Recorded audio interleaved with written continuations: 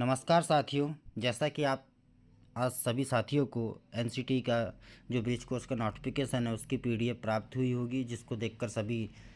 BEd शिक्षक साथियों में खुशी की लहर व्याप्त है। पर जैसा कि मैं आपको बता दूं साथियों कि मुझे भी खुशी हुई, पर इसमें मुझे थोड़ा भी संशय लग रहा है, क्योंकि 8 अप्रैल 2024 का जो जजमेंट आया था क्लैरिफिकेशन का, जो मध्य प्रदेश गवर्नमेंट लेकर गई थी, तो हम बेहद ही खुश हुए थे।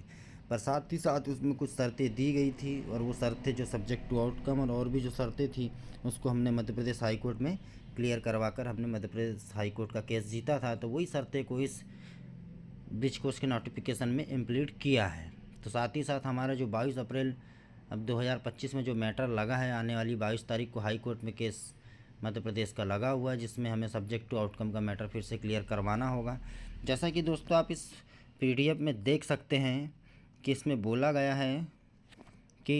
We accordingly hold that the judgment delivered by this bench on 11 August 2023 shall है प्रोस्पेक्टिव ऑपरेशन, यानी जो जजमेंट दिया था 11 अगस्त 2023 का, उसको प्रोस्पेक्टिव ऑपरेशन के लिए दिया गया था। But prospective operation of this judgment shall be only for those candidate, पर जो प्रोस्पेक्टिव ऑपरेशन था वो उन कैंडिडेटों के लिए दिया गया था who were appointed without any qualification और condition imposed by any court of law to the effect that their appointment would be subject to final outcome of the case which might have had been instituted by them,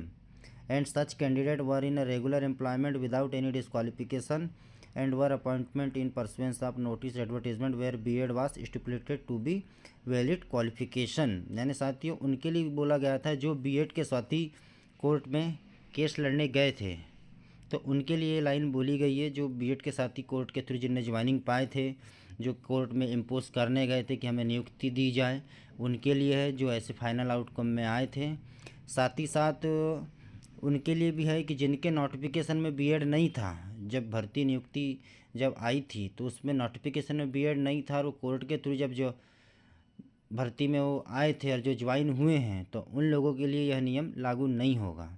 और साथ ही साथ हम मध्य प्रदेश के जो teacher थे, हम लोग भी कहीं शायद इम्पोज करने नहीं गए थे, ना ही हमारी गवर्नमेंट गई थी। हमारे भर्ती नोटिफिकेशन में भी बीएड था, और हम किसी कोर्ट के द्वारा इम्पोज किए गए नहीं हैं,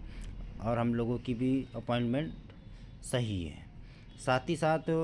इसमें यह भी बोला था कि service of only such candidate shall not be disturb because of this judgment, इस जजमेंट से किसी की नौकरी नहीं जानी चाहिए, उन्होंने ये भी बात बोली थी। और उन्होंने ये भी बोला कि we make it clear that this benefit is only for the candidate who were appointed prior to the date of judgment was delivered on 11 August 2023। तो उन्होंने ये भी बोला था कि यह सिर्फ उन लोगों के लिए, कैंडिडेटों के लिए लागू होगा जो 11 अगस्त 2023 के पहले ज्वाइन हो चुके हैं। 11 अगस्त 2023 के बाद जो ज्वाइन हुए हैं उनके लिए नहीं है, और वो लोग ब्रिज कोर्स नहीं कर सकते हैं। तो दोस्तों इसमें डिप्लोमा वालों को यह लगता है, मध्य प्रदेश डिप्लोमा को, कि हमारी भर्ती सब्जेक्ट टू आउटकम है, तो गलत है, क्योंकि हमने कहीं भी किसी भी हाई कोर्ट और सुप्रीम कोर्ट में केस लेके नहीं गए थे, और हमने कहीं भी इम्पोज नहीं किया था, तो इसलिए हम लोग सब्जेक्ट टू आउटकम नहीं है। साथ ही साथ मैं ये भी बता दूं कि इसमें बोला भी है कि moreover the candidate having BEd qualification whose appointment we are protecting in this judgment will have to undergo a bridge course, and we direct the educational authorities to devise such course which would be applicable for each state and union territory within a period of 1 year from today। तो उन्होंने ये बोला था कि भाई हमारा order है, और आज से हम 1 साल के अंदर सभी स्टेट और जितनी भी यूनियन टेरिटरी है उनको आदेशित करते हैं कि 1 साल के अंदर एनसीटी उनको ब्रिज कोर्स करवाए। तो ये जो सुप्रीम कोर्ट का जो क्लैरिफिकेशन 8 अप्रैल 2024 का ऑर्डर है, उसी को एनसीटी ने विचार करते हुए कट कॉपी पेस्ट किया है, और उसी के आधार पे यह ब्रिज कोर्स उन्होंने डिज़ाइन किया है। साथ ही साथ दोस्तों मैं ये भी बता दूं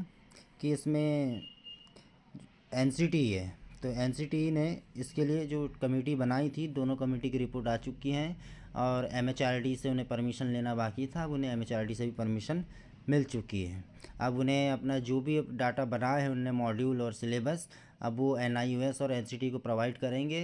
और एनसीटी अपने वेबसाइट पे उसको अपलोड करेगी, जो पब्लिकली जितने भी बीएड कैंडिडेट हैं उनको इन्फॉर्म हो जाएगी। In in compliance of above direction the national council for teacher education has designated 6 month certificate course bridge in primary school teacher education which has जो लिखा हुआ है उसकी have been approved by the Ministry of Education, Government of India, via its letter number 3 15/2021 dated 7/4/2025 subject to the following condition. तो ये 7 अप्रैल 2025 को ये लागू हुआ है, तो उसके लिए भी उन्होंने कुछ कंडीशन दी हुई है। फर्स्ट कंडीशन है NIOS में apply for recognition to conduct the course on ODL mode from NCT। तो NIOS को उन्होंने कंडक्ट करने बोला है कि भाई आप NCT के साथ मिलकर ODL मोड में यानी ओपन डिस्टेंस लर्निंग मोड में आप इसे कंडक्ट करवाइए। साथ ही साथ ये भी चीज़ बोला है दोस्तों, ये बहुत मुख्य लाइन है, this course will be meant for those primary teachers who had been appointed with BEd degree in accordance with NCT's notification dated 28/6/2018 and who were in service before the date of honourable Supreme Court judgment dated 28/11/2023। जो 28/11/2023 की जो date है दोस्तों वो गलत है।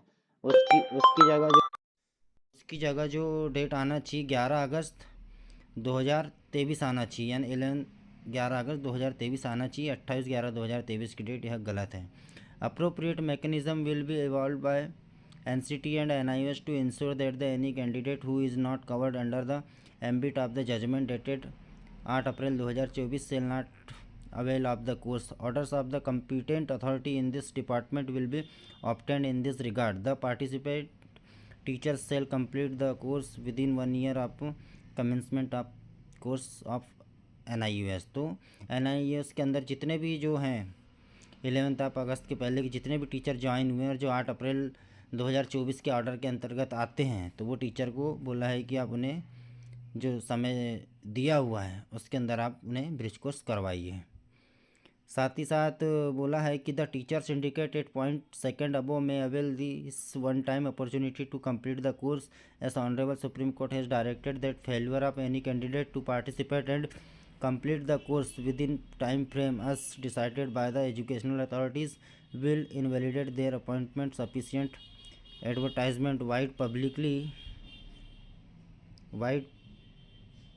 shall be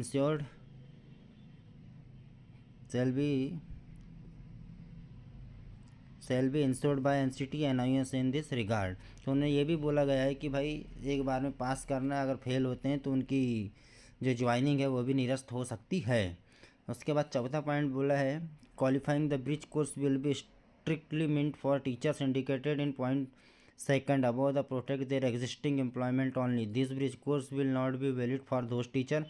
seeking subsequent employment as a primary teacher.